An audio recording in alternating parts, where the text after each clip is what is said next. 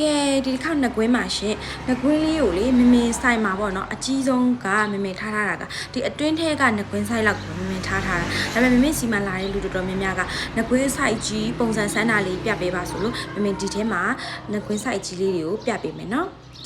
ကဲဒါဆိုရင်လေတွေးတဲ့လူတိုင်းအရန်ကြိုက်အရန်သဘောကျတယ်နှစ်ကွင်းဒီဇိုင်းလေးပါ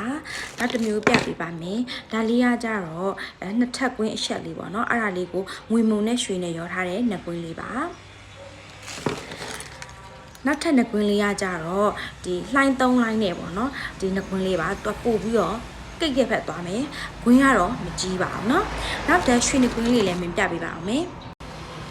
ဒီမှာပါဒီလို4000လေးပြောင်းလေးရှိပါတယ်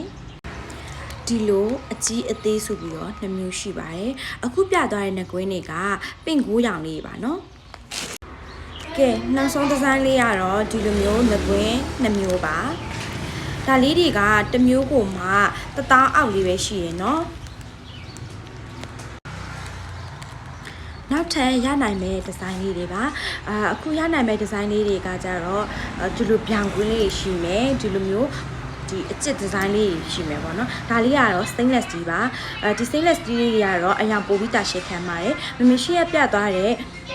နှစ်ကွင်းလေးတွေကတော့တလဝင်းကျင်ပဲပေါ့နော်ဒီ stainless steel လေးကတော့5-6လလောက်ထိကိုအဝတ်ခံပါတယ်ရှင်ဒါလေးရလည်း stainless steel လေးပါဒီအသေးပုံလေးလည်း stainless steel ရပါရှင်ဒီအောက်ကနှစွဲလေးကတော့ယူရီးယားရွှေစိန်လေးပါ